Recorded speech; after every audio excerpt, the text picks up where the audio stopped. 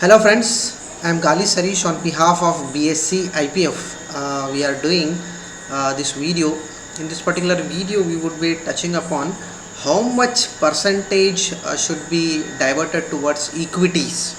So basically, in this particular equities, we are focusing primarily on our equity mutual funds. So that is one thing that normally people always have a thought process. People when they ask what is the asset allocation, and within asset allocation how much my investment should be in equities, so there is always a confusion. So on that basis we would give some principles, basic principles normally people follow, and that basis you can always think of choosing one of them which would be applicable to your investment thought process, to your risk profiling. To start with, let us understand a general rule.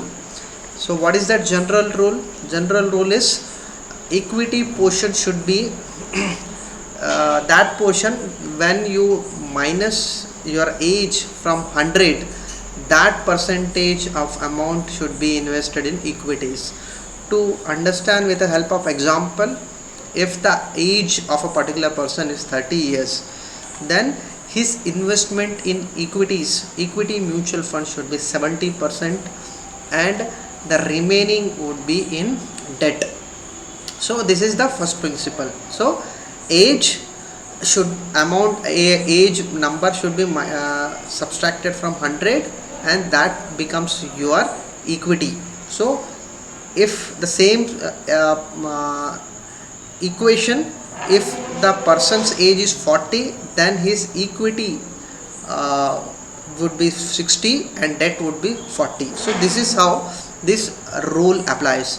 There is another set of rule which says that straight away in whichever age bracket you are, you straight away invest in equities 50% and debt equity 50%. So in that way, whether you are 30 years old person, 40 years old person, 45 years old person, the time is that below 50 years, whichever age you have, you would be investing 50% in equities, 50% in debt. This is what another rule says. So this is the normal practice, but normally what happens is that some of the people, they invest very high in debt. So in this particular, when I talk about debt, we should also understand that debt here in the sense that any investment where the losing of principal value is very less.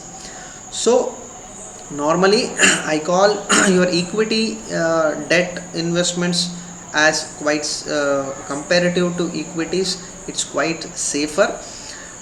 Liquid funds, you can think of that also.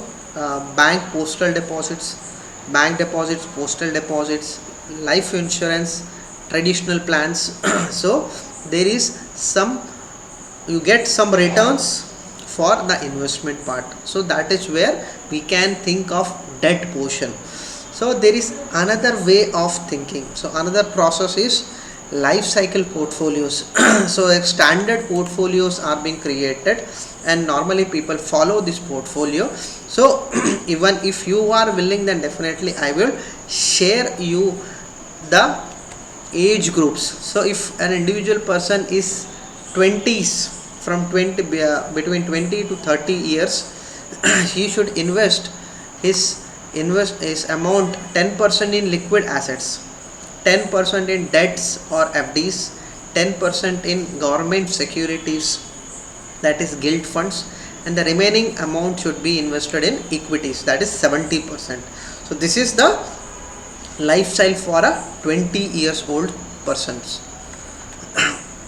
Next category is 30s persons.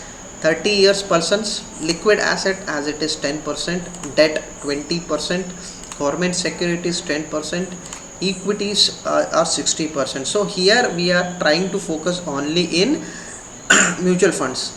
So you can always add 5 to 10% of gold in it.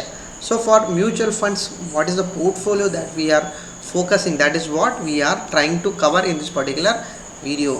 In 40s, your liquid assets 10. Here the equity portion is being reduced as and when you cross your different age brackets. So if you enter 40s, then your equity portion should be reduced. Government securities investment should be 15%, debt 25%, and liquid is 10%. A person in 50s should invest 40% in equities, 20% in government securities, 30% in debt or FD kind of instruments, and liquid assets 10%.